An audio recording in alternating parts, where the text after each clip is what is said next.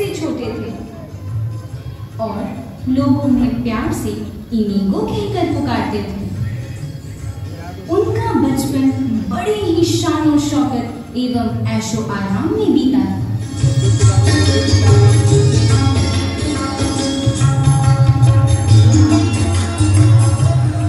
धार्मिक शिक्षा के साथ ही साथ उन्हें युद्ध की कला भी सिखाई गई। जब वे कुछ बड़े हुए अर्थात जब जवान हुए, तब उन्हें किसी राजघराने की लड़की से प्यार हो गया। वे किसी भी कीमत पर उसे पाना चाहते थे।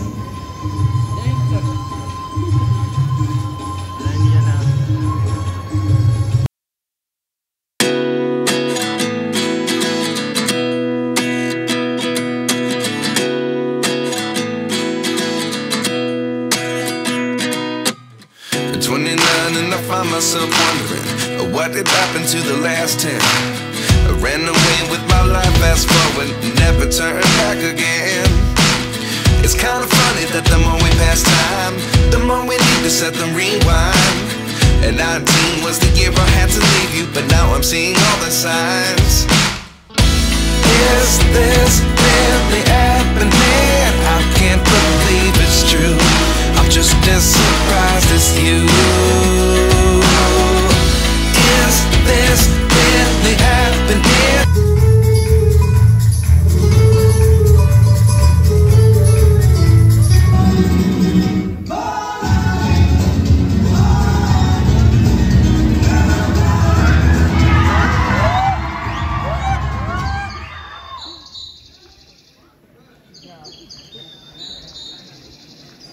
Hello, good morning. Good morning. आप कहीं जा रही हैं? क्या यह बंदा आपका कुछ समय ले सकता है? अभी नहीं सर, अभी मैं जल्दी में हूँ। तो क्या मैं आपको छोड़ दूँ? आपका कुछ तो साथ मिलेगा। नो नो थैंक यू, मैं अकेले ही जा सकती हूँ। उसका दिल जीतने के लिए स्पेन की सेना में भर्ती होकर सेनापति की कमान संभालने की ठान ली। वे चाहते थे उस युवती का हाथ और दुनिया उनके कदमों के नीचे। सौभाग्यवश वे सेनापति बने और उसी वर्ष अर्थात 1521 ईस्वी में स्पेन और फ्रांस के बीच लड़ाई छिड़ गई।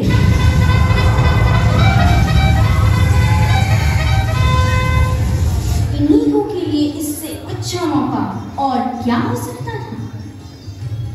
वे फ्रांस के विरुद्ध लड़ाई में कूद पड़े।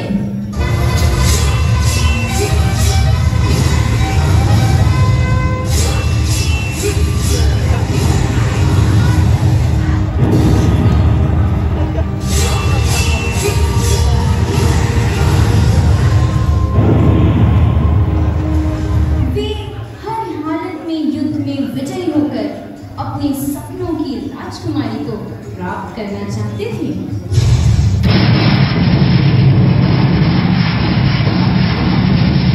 लेकिन तभी तोहफा एक गोला इनीगो के पैर पर लगा और उनके पैर को चकनाचूर कर डाला। घायल अवस्था में इनीगो को हॉस्पिटल लाया गया। हॉस्पिटल में इनीगो ऊब गए। वे युद्ध संबंधी या बड़े बड़े राजाओं की जीवनी पर आधारित वीर गाथा का उपन्यास पढ़ना चाहते थे, परंतु अस्पताल में उन्हें मात्र 2 पुस्तकें ही मिल सकी। एक खिस्सानुकरण और दूसरा संतों की जीवनी। भला इनीगो को इन पुस्तकों को पढ़ने में कैसे मन लगता? लेकिन वे वहां इतने बोर हो गए थे कि उन्होंने उन पुस्तकों को ही पढ़ना शुरू किया। संत ऑगस्टिन, संत बर्नर्ड इतने महान संत कैसे बने? उनके सामने मेरी वीरता तो कुछ भी नहीं, पर वे भी तो मेरे जैसे मनुष्य थे। मेरे प्रभु मेरे लिए भी तो जगत में आए और मेरे प्रेम के लिए मर गए। उचित यह है कि मैं ऐसे प्रभु के लिए, ऐसे प्रेम के लिए कुछ करूं। मैं प्रभु यीशु के लिए कुछ करूंगा, प्रभु का सेवक बनूंगा। वे रूखा सूखा खाना खाने लगे।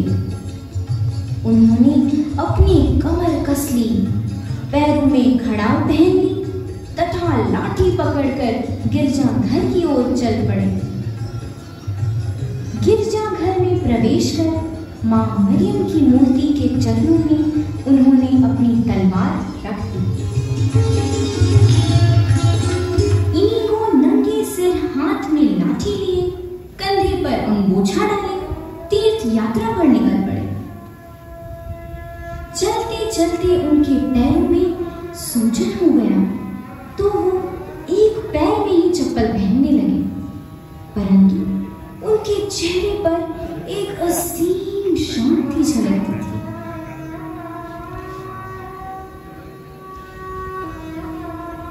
वहां से वे यरूशलेम अर्थात यीशु की जन्म नगरी जाना चाहते थे, एक तीर्थ यात्री बनकर।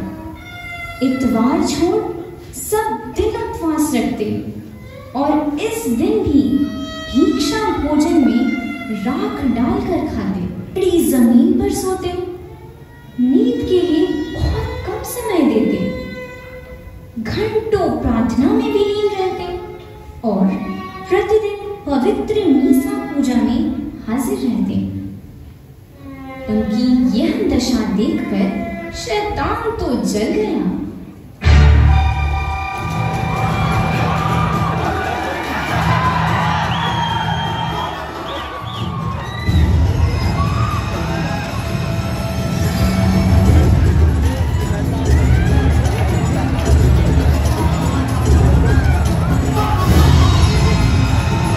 शैतान को ढकेल देते हैं। धीरे धीरे उनकी कीर्ति मोनसेरात से मनरेसा तक फैलने लगी और लोग उनका यश कीर्तन करने लगे। इनीगो वहां से चले गए।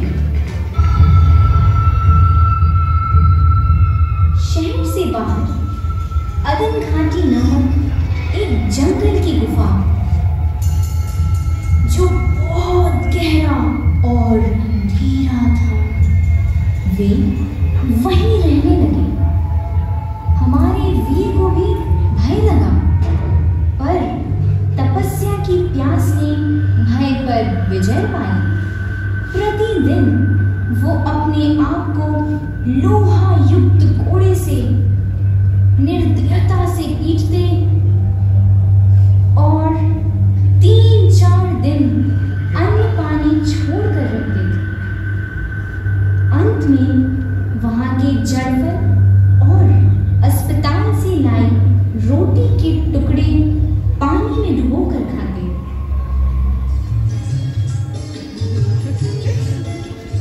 इनीगो को पवित्र आत्मा की कृपा एवं शक्ति प्राप्त हुई। उन्हें ईश्वर के दर्शन हुए, साथ ही ईश्वर का आशीर्वाद मिला।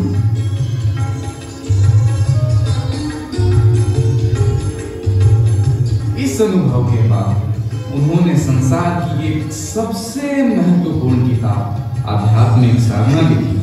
तब वे पेरिस जाकर बच्चों के साथ लैटिन भाषा सीखने लगे। उनकी उम्र इस समय 43 वर्ष थी। वहीं उनकी मुलाकात संत फ्रांसिस जेवियर तथा अन्य 6 साथियों से हुई।